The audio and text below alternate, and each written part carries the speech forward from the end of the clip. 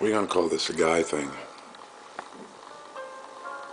and somewhere in between there, we're gonna go into everything along with the guy thing, friend thing, the confusing thing, the thing that's bigger than the thing itself, and this is for the young people and the young at heart.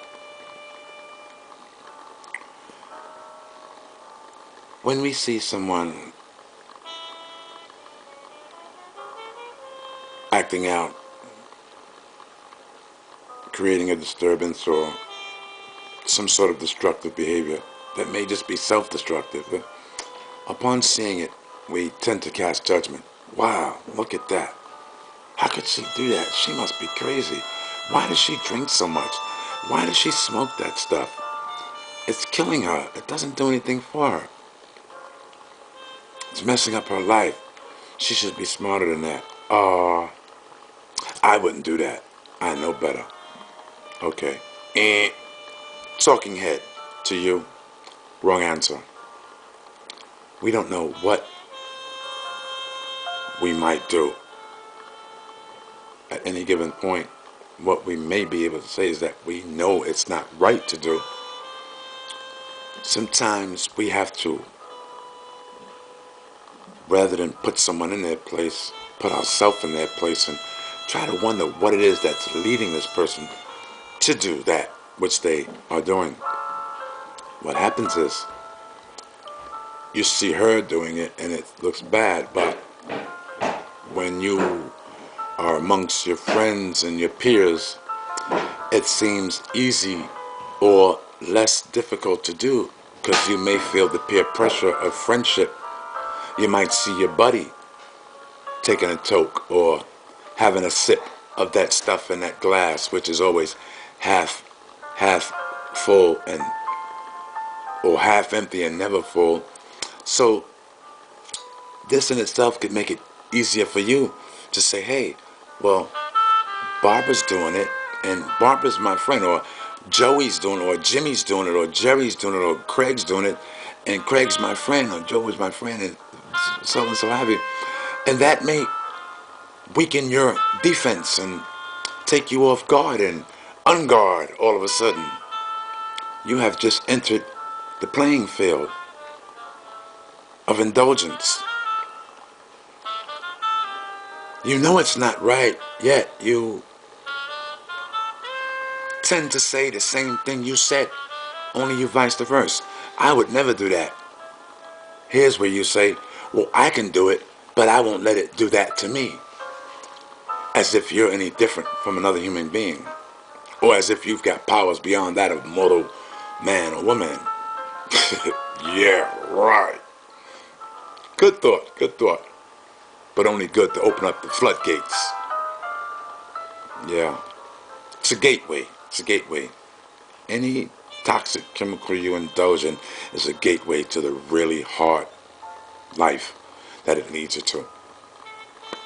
Take for instance, you might be a girl.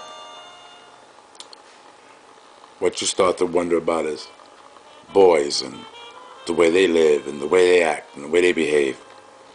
Most of this comes because they're the opposite sex, and not so much that you're not only you're attracted to them, you just want to know what makes them click and what makes you so different from them. Well, I'll tell you, there's really no difference except the behaviors, the emotional strength, capacity that one has where the other doesn't, and the women always win in that. If you ask me, the only thing a male has or a man has that is stronger than what a woman has is not even physical strength. Maybe he's got more problems than she because of the way he thinks with his ego, which doesn't abolish fear. Most guys are egotistical and want to be macho because they're afraid. They're really afraid. Whereas women, girls, the ladies, the females, they're not afraid to express how they feel because they're so into their feelings. They're so in touch, which is a good thing. I commend them totally, totally and completely. Now, when you go to the next level of wondering why, how, and who, this is where you have to take a better look at you. You have to see what you do in comparison to what they do when in the same predicament, situation. A boy is rejected, he acts out. He wants to curse and talk bad and put dirt on the individual's name, whoever she is, that rejected him. Girls, they tend to take it a little less stressful. They may talk to their friends about it and share about the pain they feel, because women are more in touch with their emotions, making them far more stronger than men. Something men cannot do. And I think that men, you can only be a man when you can respect a woman and treat her equal. What makes you a male or a boy is when you don't know that a woman is totally your equal and you think that you're all that when you're not. We'll always wonder about the opposite sex, the opposite this, the opposite that, because of our instinct, our curiosity. It's a mindset. Yet it's not totally set to the point where you can't unset. Anyway, this is Talking Head. Having said what I said, I'll continue to speak. What I feel is most important is that we live and let live and learn to identify rather than to judge, berate, belittle. Remember, before you can belittle someone, you must first be little. And you don't want to be that.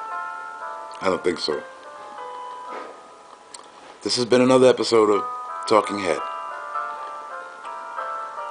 Google me, Glenn's Politics. Take a look at what's happening. Lulu.com. Go to my blog site. htt://.glennjoe.blogspot.com.